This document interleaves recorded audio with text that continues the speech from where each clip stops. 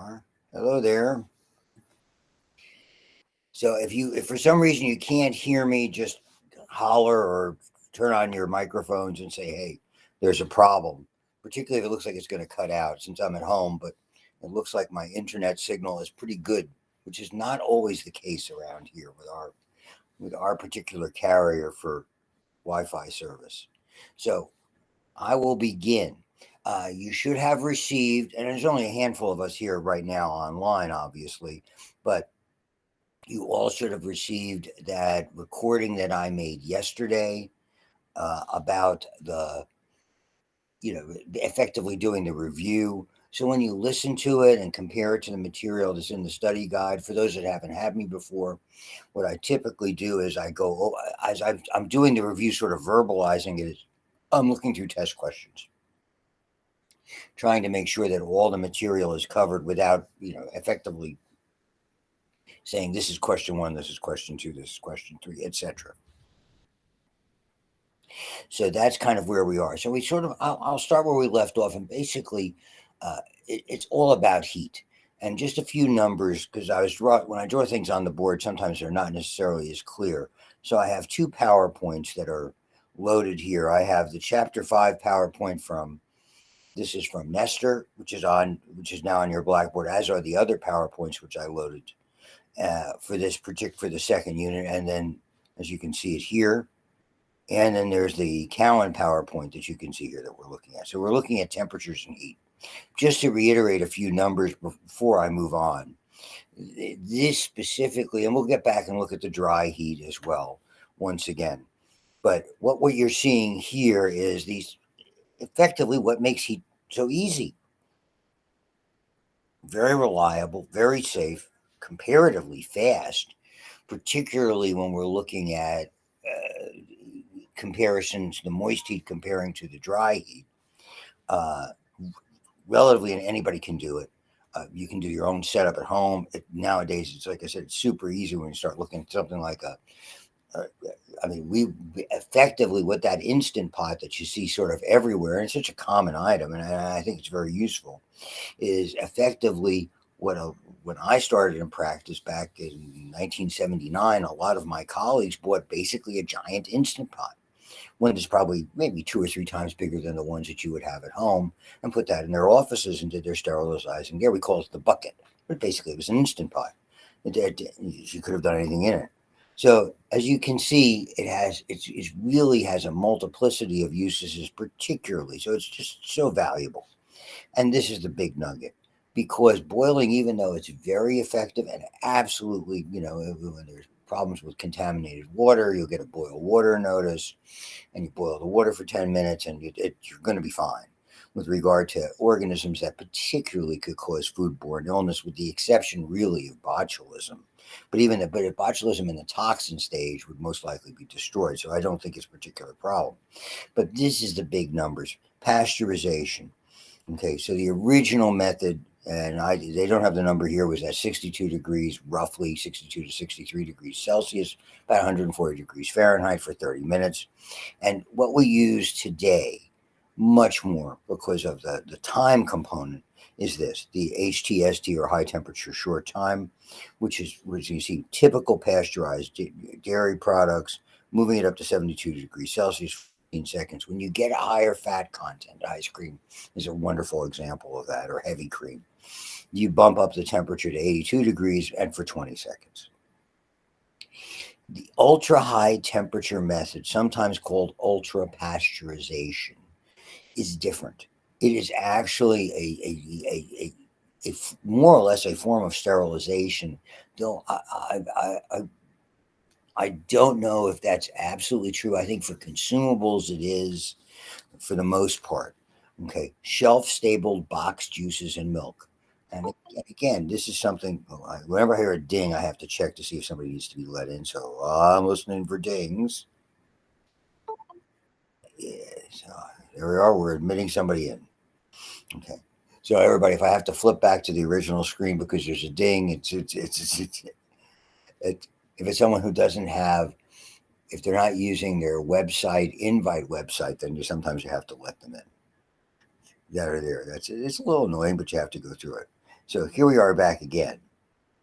And so this method is so fascinating. And years ago, uh, when my kids were very young, we went up to the Science Museum in Toronto and actually saw this setup in their main floor. It's a wonderful, it's not part of the Science Museum network, so it's kind of expensive, but it's up in very nice, the Islington Road section in Toronto, if you're familiar with it.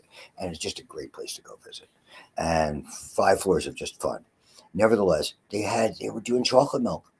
And what they were doing was basically showing you how they blew in basically to sterilize this sandwich container with multiple layers of material. And everybody knows what a juice box is like. And basically showed you how they superheated the milk and sterilized it and sterilized the container. And they cleansed the container with peroxide of what's called vapor phase, which we're going to get to in this unit, to sterilize the interior of the container. And then you rapidly seal it. And it's shelf stable.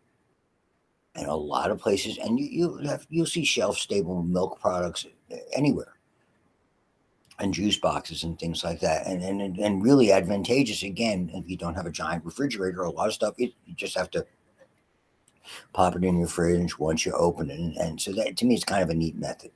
So with that little introductory nugget, I'm going to go back to the Cowan PowerPoint and just kind of go through what it is. So they're talking generically here. This is the Cowan PowerPoint about heat. Elevated temperatures, microbicidal, by that. Lower temperatures, static. So that's why heat's the advantage. That's that death curve I showed you. One will just slow it down. So once they come back to temperature, they come up to temperature, theoretically they could be problematic. The moist heat unit, very significant because of its remarkable ability to penetrate. And you see, this is roughly the levels that are utilized today. The 135 is that one I was talking about briefly, which they call flash sterilization. Something that you have to have a special unit. It's typically hospitals have it in proximity to the OR. I can't tell you how many times as a student and as a resident, an instrument would be inadvertently contaminated, fall from the field, and if it wasn't something simple like a simple pair of forceps or a retractor, if it's something unique, you have to go get it flashed. And we come back and just pop it into cold water, sterile water, because there's always basins of sterile water, and boom, ready to go. So you can see what that is. Now, dry heat, and again, we much more commonly in the lab use the open flame, which is a very efficient method. But you can use hot air ovens, and I have colleagues and a mentor who used a hot air oven because it was something that they were accustomed to using. Moist heat, the advantage is the penetration. Okay, coagulates and denatures the proteins. Dry heat is really a form of incineration. So dry heat is used, and we use incineration extensively. Many of you, depending on what you're going to be doing, if you don't have to be in a medical environment, but if you're dealing with hazardous waste material is incinerated. Those things in the red bags that you see everywhere, okay, and you see extensively in a hospital, any of those red bag materials or sharps and things like that, they are destroyed by incineration. Okay, so what happens is, because they are effectively, you just render them down to ashes, if you want to think of it that way. And so you have to keep a lot of track of the paperwork if you're in an office environment like my staff did, about 4 or 5 documents regarding when it was picked up, when it was carried to whoever's going to do the incineration, when the incineration was complete, was it successfully done, etc. And you had little transmittal forms that you got. Nowadays you get them electronically. We got them in the mail. Okay. And it reliably destroys everything. Okay. And it depends on and that's where they get to the idea with these misfolded proteins and prions. Originally, I thought it was about 135 degrees Celsius for about 4 hours. Now they're thinking about an hour, but effectively it oxidizes them and turns them into ash. So it's very useful. And we saw this particular slide with regard to denaturing proteins, and it's just changing the shape, and that doesn't matter to me. And of course, we sort of left it along this area about here. And so you can, again, this is the classic, this is really the important temperature. That's the flash temperature. In dry heat, as you can see, if you bring it down, If you bring it down, you require more time. If you increase the temperature, less time. But most authors will tell you you're looking at about a 400-degree oven. And again, because it doesn't penetrate, you can't have the instruments close together. And I'll show you some other slides about this. When they talk about thermal death, the endospores, greatest resistance, requires temperatures above boiling. How do we achieve that with a pressure cooker? It's effectively what happens in pressurized steam. Well, temperature is very straightforward. Temperature is nothing more than average kinetic energy of molecules. So if you can increase the temperature, okay, by making the molecules move faster, that's the beauty of pressurized steam. It has to do with a very famous chemical equation. Probably you're familiar with it, you've heard about it, called the ideal gas law. Simply says PV equals nRT. Okay. Pressure and volume have a constant relationship that's directly proportional to temperature. That's the nRT. The N and R are number of moles and a constant called R in temperature. So all it means is if you increase the pressure, you increase the temperature because they're on their proportional relationship. If you increase the pressure, you decrease the volume. Okay, to maintain a constant relationship. So we can't alter the volume when we heat. So as we heat something, the pressure has to go up in a sealed container that where the volume can't change, and that's what a pressure cooker is.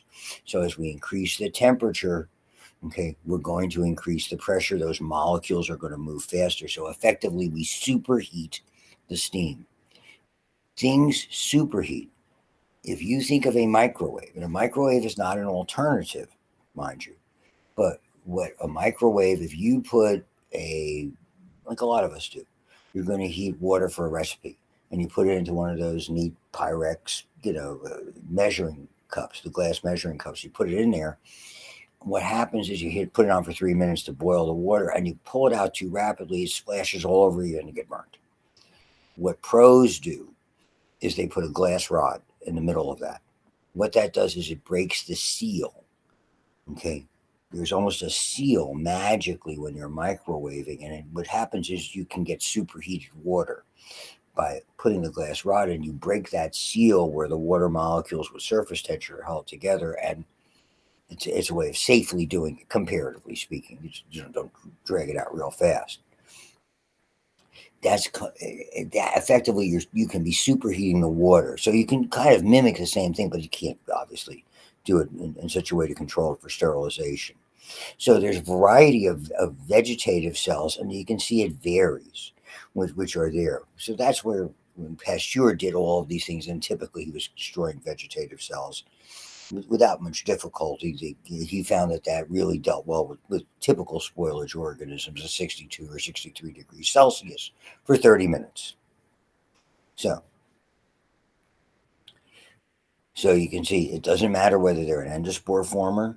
Pathogens are neither more nor less susceptible than non-pathogens. So our approach is, if we destroy, again, for sterilization, if you get rid of everything, including endospores, you're good. Okay? Very, very, very similar. Viruses can be resistant depending on what they are, as you can see.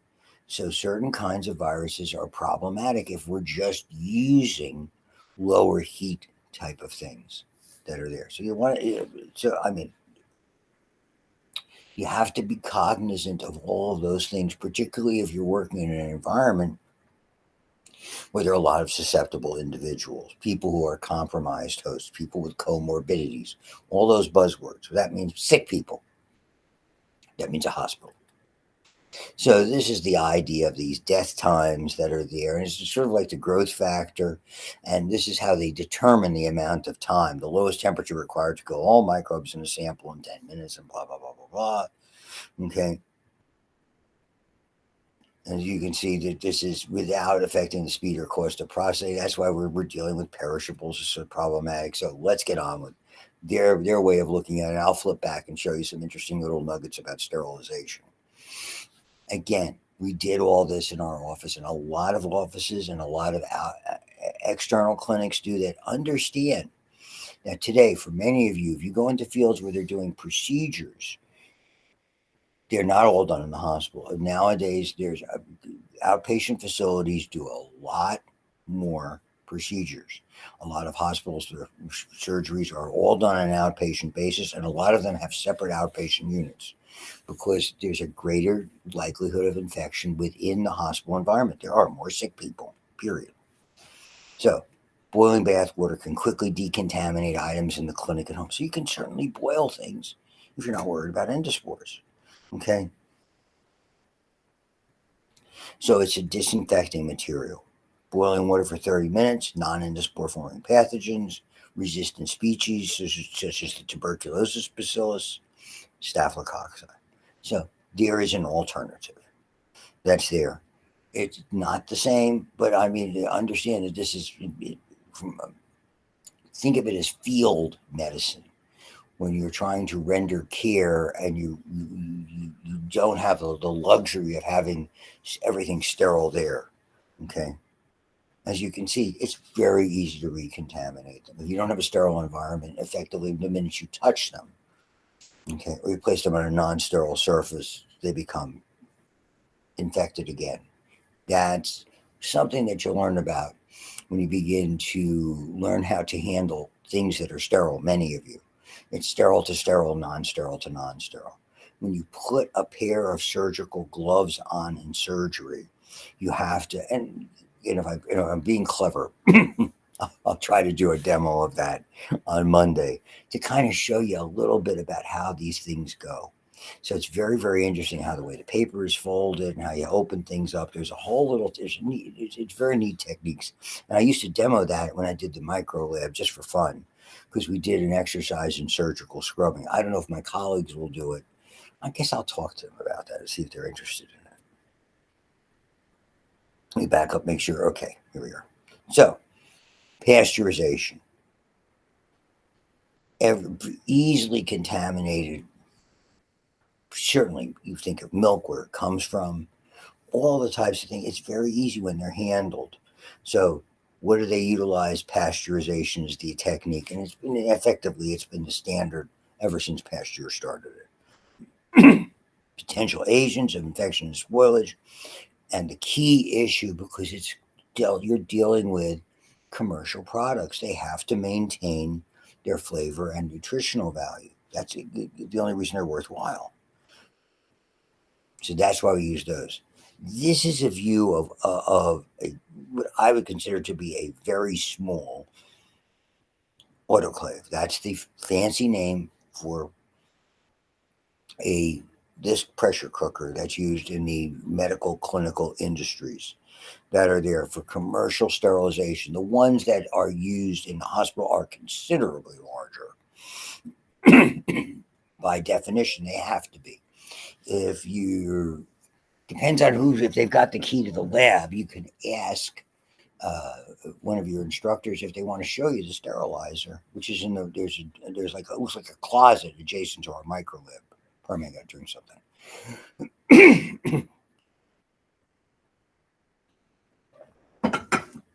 So here you go. Heat resistance materials. Okay, glassware, surgical dressings, instruments, with the exception of blades, surgical blades. That's why we use radiation because they dull. Liquids, some paper aspects of things, some heat resistant plastics. We'll go into the different ways they do that. Those plastic petri dishes that you use in the laboratory are not, if you put those into a sterilizer, they won't melt away. There are glass petri dishes that we probably have a handful of that you're able to sterilize. The older the lab, the more likely you are to find those types of things because you wash them and they reuse them. But I once tried to sterilize something and I got a rude awakening when I found out that the plastic was not heat resistant. So those you'll see are sterilized with poison gas, just So heat sensitive plastic petri dishes because we discard those. Okay. The autoclave is a good choice, but if they're heat sensitive, then they're not going to be able to do that. So I don't know why they put that in there. However, it's ineffective for sterilizing things that repel moisture, oil, waxes, okay, or those that are harmed by a powder. So there's a lot of limitations. It's not something you typically have to deal with. Okay, most of the time, someone, particularly if I'm speaking to people who are nursing or are going to work in an office where they're going to have to supervise. But my first wife was an RN with a BSN, trained all of my staff to do the sterilization. Just saying, because she did a lot of that stuff when she worked. She was a former head nurse of an emergency room. They had to sterilize some of their items there very quickly that are there. So she had a lot of experience. She worked in a veterinary office. They did all their own sterilization. So she's basically instructed them how to clean the machine, all that type of good stuff. And there's a whole process that's involved. You got to know what you're doing. So effectively, there's a series of these metal trays. They're metals with perforations that are in them so the steam can get through them.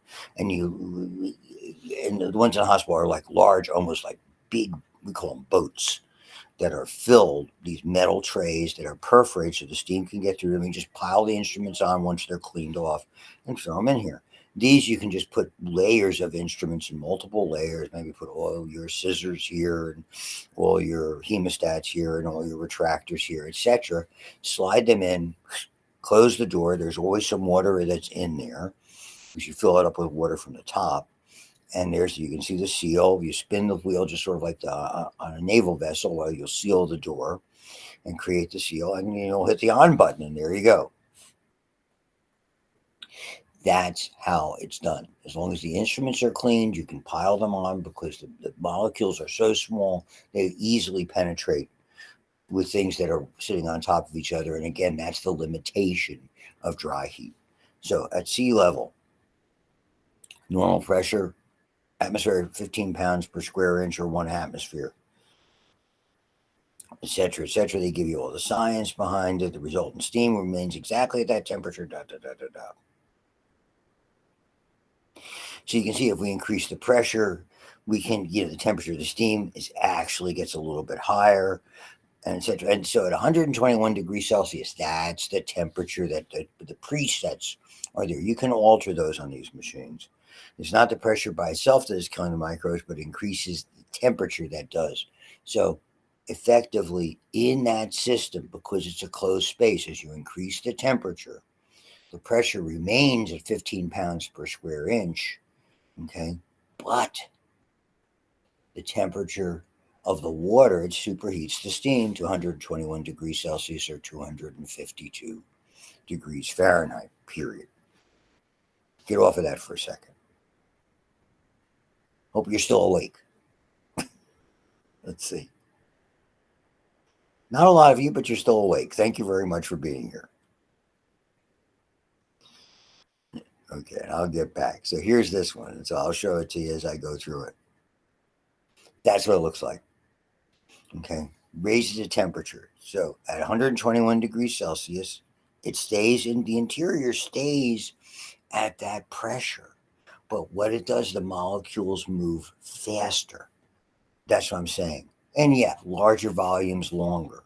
So we preset in the office, we just set the timer. There's a timer, a little, timer that's associated like a twist timer, when you can set up your own timer, and 30 minutes done. Flashing it higher, preons, like I say, about 132, somewhat there's 135. Used to be for 4 hours, now they're saying an hour, but. And this is what it looks like. They're very, very large. You can put liquids in there. So you put it was called an Erlenmeyer flask. You fill it up to about here. You put an appropriate top. Typically, a piece of aluminum foil works just fine. You can have something that's empty in there. It doesn't matter. And they'll typically be able to see a gauge, or they'll have a digital readout these days, and that's effectively what it looks like. This is what happens. And why I'm taking time with it, because you're going to see it. Okay. The steam must enter the item, displace the air. So long, thin containers on their sides. You don't close things, like I said, the aluminum foil lightly wrapped. This is a heat-sensitive indicator tape. It goes in looking like this. When the heat contacts it, you form these little black lines. And very often you use tape on the inside or an indicator strip. We used one that had an O and a K. The O you couldn't see. But when the heat got through it, the O came up and you could see the K next to it. So you knew the heat got there. That does not mean it's sterile. Ladies and gentlemen, sterilization is a biological phenomenon, not a chemical phenomenon. This is a chemical indicator tape. All it means is that you have a sufficient amount of heat there to change the paper. So you can't know if it's sterile. Well, sterile means you've killed everything that could possibly grow. So biological indicators are the way that you check standardization, and hospitals run these all the time with most of their packs, or they do it X number of times, and they have to keep a record. The hidden message I'm giving you today and in the future, record keeping. Okay. So here, this is like a tube that has broth in it. This is a tube that the broth has turned pink. They put these in there. They contain a particular endospore, the hardest endospore to sterilize, called Bacillus stereothermophilus. Don't have to know the name. And what happens is this little container, once it's in there, there's a way that you can basically crack the liquid in there to cover the endospores and cause them to grow if they're still viable, if they're alive. And so what you do is you take them out of here and you put them into a regular incubator like we have in the micro lab at 37 degrees Celsius. And you look at it in 24 or 48 hours and it should turn pink. That means that because there's an indicator dye, which you use all the time in the laboratory. If it turns pink, then that was a bad batch. There's something wrong with your sterilizer. The heat element didn't get where it's supposed to. The gauges are wrong, whatever. And so hospitals have to constantly certify. So they'll do big batches of material and then they will hold them until they know that they're clear. And they just have to keep records of it. We effectively did this in the office. Okay. And what often you'll do, these are called Denison wraps. You'll double sterilize them. These are paper that are perforated. A lot of times you'll see little pouches that'll have plastic on one side, a heat resistant plastic on one side, and paper on the other side. It's the paper that's permeable. Why do you double wrap them? Because if you open one of these up and expose the instruments, you have to re-sterilize them to use them if they've sat out for any period of time. Once they're open, you have to re-sterilize them. So you double sterile wrap things because that way, if you don't use them, it's effectively they're still sterile. So there's an advantage. And you have to inspect it for little tears and papers and things like that. All that kind of good stuff. Commercial canning is a little bit different. It's all about botulism. Okay. When they talk about 10 to the 12, okay, they call it 12 destructive or a 12D process. So you can't possibly have that. That's a trillion endospores.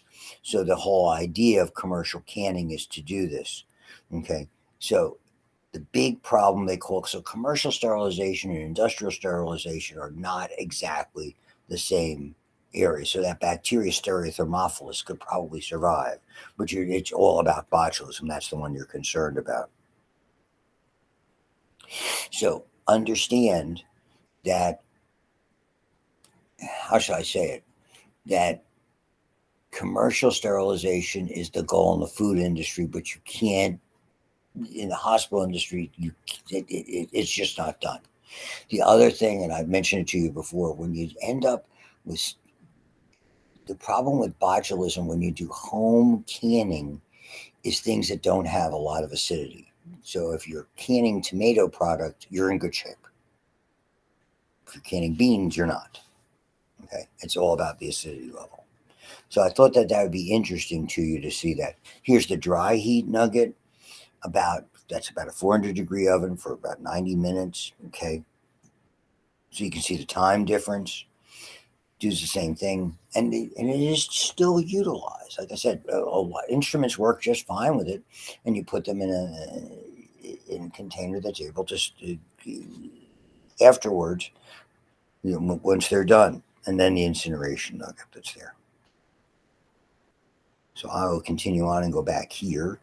So it's a pretty nice looking picture about it. And to show you the size, but again, it doesn't really reflect the size. So the most common of these, flame works just great. Look at the flame of a Bunsen burner. Okay. It's typically the Bunsen burner flame. The hottest part is it's the blue flame, not the yellow flame. So that's what you're looking for. Okay. When it's a yellow flame, there's too much oxidation going on. So you're looking for blue, and typically it's more in the exterior than the interior of the flame. And then there's a variety of hot air ovens that you can see that are there. So you can see the numbers, but look at the amount of time that's there. So it's not something that's utilized a great deal. So you can see the flame, that's a little too yellow, but they're using it graphically. And hot air ovens, and I don't know whether convection ovens make a difference or not. That's the big deal with temperature. I can't emphasize it enough. It's the most common thing that you use, and you have to be so careful with it. Cold slows the growth. Refrigeration, it just slows down metabolic activity, reproduction, production of spoilage materials, enzymes that could degrade things. Most microbes are not adversely affected, okay, by these type of things. It's the damage that you do when you freeze to food is usually in the way that you handle it. People throw it in something or they'll wrap it in something and just toss it in the freezer. And that trauma that it undergoes is a problem. You'll see the acronym on some things you purchase freezing called IQF, individually quick frozen. They'll put in commercially, they're going to freeze something. They'll make something, put it on a sheet pan, not in contact with one another individually, freeze it, and then package it and put it for long-term freezing. Okay. And so we use freezing a lot. We use freezing a lot even for the bacterial cultures we'll purchase for the laboratory. Okay. So they can be held for long periods of time. We have a lot of things that are sitting in the deep freeze. They do a thing called freeze drying, which you're going to see, because the other big problem with freezing is moisture. And when you hear about someone talks about freezer burn, it's usually because the liquid, remember, our cells got 70% water or so. The water freezes. When water crystallizes, it makes these little sharp pointed crystals. They puncture the cell or cells that are there, and they damage the material. And so the quote freezer burn is yes, it can be a function of time. And so anytime you're going to freeze something, have an idea what it is so you can look at the guidelines. And unlike what I do at home and most people don't, you should date and label everything in the freezer rather than go in there and go, I wonder what this is. And moreover, I wonder how long it's in there, because a lot of times you defrost it and you have no idea what it is. It doesn't look right. Just say. So here it is. Drying is a very effective. We have a food dehydrator at home that we use a lot, particularly for stuff that grows from the garden or things that we purchase, and it's really neat. And you can just jar those things because they're dry. They really last a long period of time.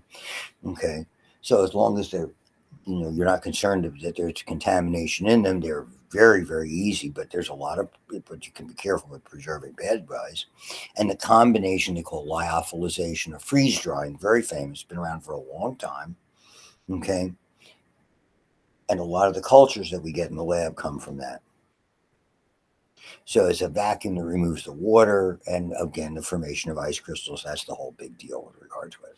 So our last nugget for today is going to be on the rest of the physical methods, and that is radiation.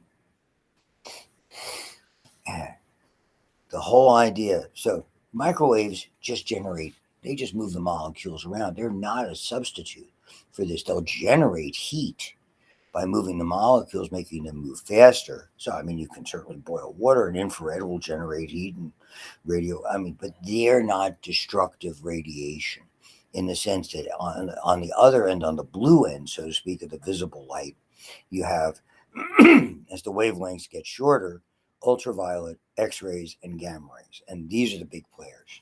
The ones that sterilize here are ionizing radiation. Shorter wavelength, more energy generated, create an abundance of free radicals. That's what does most of the damage.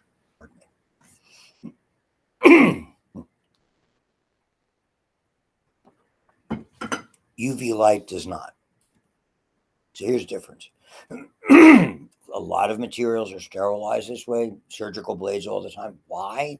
Because they do not damage the way the steam or the moisture, they don't dull things. So things that have to be extremely sharp, radiation works for.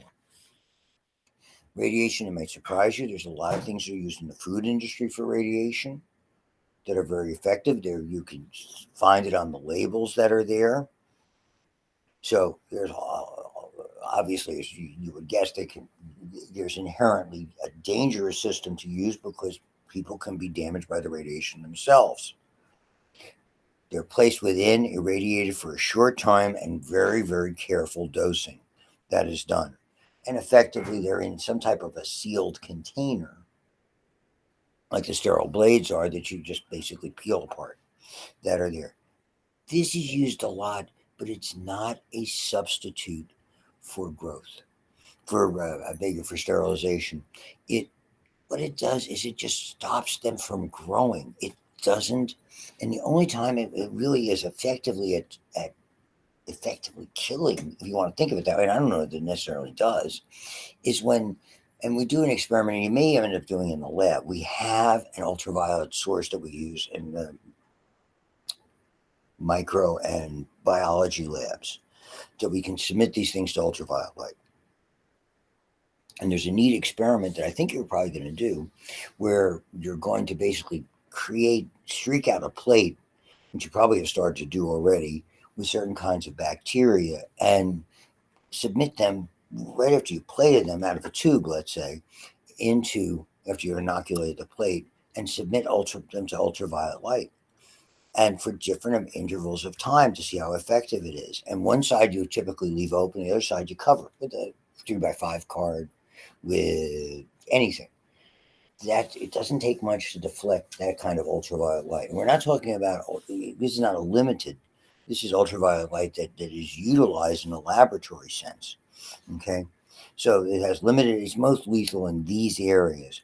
Very low energy, and this is all about the penetration. That's why something as a 3x5 card or a piece of cardboard, that's all I would typically use. It would be like a 3x5 card. Okay. Passes readily through air, slightly through liquids, poorly through solids. The object, and it's really, again, the watchword here is disinfection, must be directly exposed for the full effect. So where do we see it utilized? Food industry. You'll prep out fruits, vegetables, things that you're going to use in the cooking process, herbs, those kinds of things that are in a liquid state, and you put that, and you're on a big table in a big food preparation area, in a big restaurant, with ultraviolet light on it. The ultraviolet is pointing down to them, not up at the people who are working on it for safety reasons. And you can just reach in there and grab that very, very quickly, or reach in there with a spoon or something like that, and you're limiting its ability to grow. That's there. Ultraviolet is used a lot, a great deal in water treatment industry. Water treatment is very interesting. We filter it. We use ultraviolet light. We add certain chemicals to it. The environmental science majors and the environmental science students, and I don't know if they're still doing it now because after COVID, everything kind of changed. They would go down, do a field trip down to the water treatment plants. Very, very interesting to see all the different methods. It's really important. We don't give it a second thought about water that we're drinking, which is kind of dumb. Every so often you'll hear. So that kind of stuff to me is sort of interesting. What does it do? It creates what are called thymine dimers. Actually, they're pyrimidines, thymine and cytosine. Remember, of the A's, T's, G's, and C's. But thymine is the most common one of these. And let me just do this for a second. I want to check my time. That's what I was doing. So thymine dimers, effectively, it's like a bend in the DNA chain. So rather than having a straight DNA chain, it creates this sort of area here, and the DNA chain can't do what it has to do to replicate. Remember that DNA has to separate and then come back together, and it can't do that because of the thymine dimers. So, and there's a lot of ways that bacteria have to deal with this, and we look at these in the genetic chapter. So it's not a perfect method. Our cells are much more resistant to it. We need prolonged exposure to ultraviolet light to cause damage. Bacteria don't have this. So, and we'll finish up the physical methods. Filtration, used a lot, air and liquids, strained through a filter, large enough for the fluid, too small for the microbes. different materials are used. You'll see a lot of, you look at your filter, if you have a pure system or a Brita at home, activated charcoal is in there. Pools use diatomaceous earth all the time that are there, and you can control the pore size. So you can control, permit true sterilization by trapping viruses and even large proteins. So there's a lot of sophistication in filtration. We just don't use it as much. But there are some in a lot in the food industry, like I said, certain beverages are filtered, like cold filtered beer. So liquids that cannot withstand heat, such as serum, blood products, vaccines, drugs, IV fluids, enzymes, and media. Look at that. That's very significant because of the heat aspect of things. Things have to be treated differently. I think it's a really useful nugget for everybody to understand how they are. Vaccines, you will see, because this is the unit where we talk about vaccine preservation and the problems associated with them, particularly one called thimerosal, which is a mercuric compound. Very interesting. Alternative method without altering the flavor, that's that cold filtration. Critical for water purification. Critical. Like I said, the reason they tell you with that, you put a new filter in, like a Pure or a Brita, and you'll see they tell you to put it in water for a while to see how dark the water gets. That's activated charcoal that are there. So filters out particulate impurities that can cause reaction. And the most famous filters that we use all the time, you don't even think about it, they're everywhere, are called HEPA or HEPA, high efficiency particulate air. They're filters that are used all the time in the hospital, particularly with patients, like a tuberculosis patient. They have what's called, it's almost like reverse isolation, in the sense that the room has an exhaust filter pulling out what's being exhaled and trapping the tuberculosis, which are airborne, as we'll learn about, particles, and really play an important role in sterile rooms, like an operating room, and a variety of hospital rooms that are there. And they're just showing you some examples. You can see the pore size versus bacteria size. This is a pretty good micrograph that demonstrates what can get through. And we're even using pressure today, large amounts of, this is osmotic pressure. We use this all the time. But it's a physical method. And then the actual pressure, creating a high pressure environment, we get to. This is very famous. The original one, causing plasmolysis, curing, pickling, whatever you want to call it. Smoking dries things out. Pickling means using acidity. Drying, you can use food dehydrators like we have, or the combination of salts or sugars is osmotic dehydration. Okay, osmotic pressure is not a sterilizing technique per se. Okay, but it is something that you can use it a lot in the food industry for preservation. Okay, so and it can be alarming to people. Understand there's when you talk about raw food consumption with foodborne illness. I mean, when things are sushi grade, that's very strict governance for sourcing and preparation. And still, a lot of people are reluctant, and even for, which I'm fond of, smoked salmon. It's not cooked. Pardon me.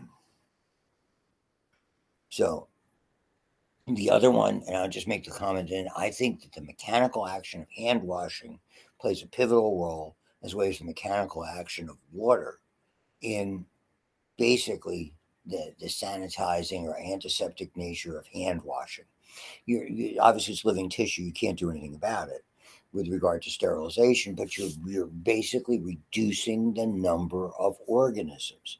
And you can do so without the benefit of soaps. You can do it without the benefit of water. Think of what you do with a hand sanitizer. There's no water. You're getting a certain amount of evaporation, but you have to be mechanically rubbing your hands. And you can be just as effective as just having no soap and just using running water and putting your hands under it and doing the typical hand washing. That's why they teach somebody, say the alphabet to yourself, sing yourself happy birthday, whatever. So they're all significant problems. We're going to get into more about this as we move on. Because the next method we're going to look to is chemical control. So I'm going to leave it there for everybody. This really summarized the physical methods, and next time we're going to go into the chemical methods, which is a very interesting unit. So thanks a lot. If you have any questions, just shoot me an email about the that verbal study guide that I sent to you by way of YouTube, and I'll see everybody Monday morning. And thank you. Bye bye.